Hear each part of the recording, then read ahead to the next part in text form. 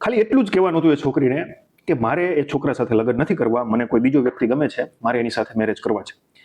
પણ તમે વિચાર કરો એની ઉપર કેટલું સોશિયલ પ્રેશર હશે કે આ વસ્તુ એ છોકરી બોલી ના શકી કે એના ફેમિલીમાં કોઈને કહી ન શકી, અને એણે એવો ડિસિઝન લીધો કે મારે આને મારી નાખવું એ મને બેટર લાગશે કે એની સાથે લગ્ન કરવા કરતા કે એને પૂછવા કરતા. હવે આ સમગ્ર ઘટનામાં હું અહીંયા જે કંઈ પણ આ છોકરીએ અને એના બોયફ્રેન્ડે કર્યું છે એને જરા પણ વેલિડ નથી ઠેરવતો. એકદમ વિકૃત પ્રકારની માનસિકતા રજૂ થાય એવું કામ કર્યું છે આ બંને વ્યક્તિએ, અને એને સજા પણ થવી જોઈએ જો સાબિત થઈ જાય કેસ કોર્ટની અંદર તો.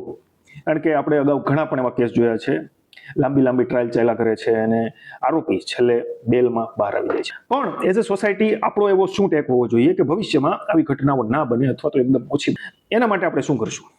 મારા ખ્યાલથી મને બે વિચાર આવે છે કે બે વસ્તુ તમારે કરવી જોઈએ. પહેલી તો એ છે કે ન્યાય વ્યવસ્થા એટલી કડક અને એટલી ચુસ્તપણે પાલન થવી જોઈએ કે અગાઉ આવા કેસમાં કોઈ આરોપી સાબિત થયું છે તો તેને ઓન ધ સ્પોટ સજા કરવામાં આવે કાયદાની જોગવાઈ મુજબ.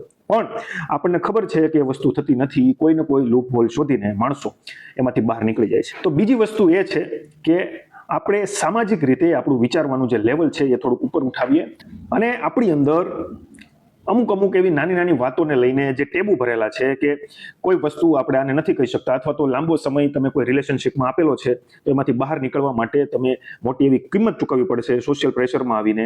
આજુબાજુના લોકો શું કહેશે, સગાવાલા શું કહેશે, તો આ બધી જ વસ્તુઓ તમારે સાઈડમાં મૂકવી પડશે. કારણ કે કોઈ પણ વ્યક્તિના જીવન કરતા આ બધા જ તમારા પ્રોબ્લેમ જે હોય એ મહત્વના હોતા નથી. તો મારા ખ્યાલ પ્રમાણે આ વસ્તુનું એક જ સોલ્યુશન છે, રિલેશનશિપની અંદર ખુલીને વાત કરો, એકાબીજા સાથે કમ્યુનિકેશન કરો, અને ભૂતકાળમાં ચાહે તમે ગમે એટલા પણ પ્રોમિસ આપેલા હોય, કોઈ પણ વસ્તુ તમે એકબીજાને કમિટ કરેલી હોય, જો તમને એમ લાગે છે કે તમારી માટે કામ નથી કરવાનું તો ત્યાંથી નીકળી જાઓ, ત્યાંથી છૂટા પડી જાઓ.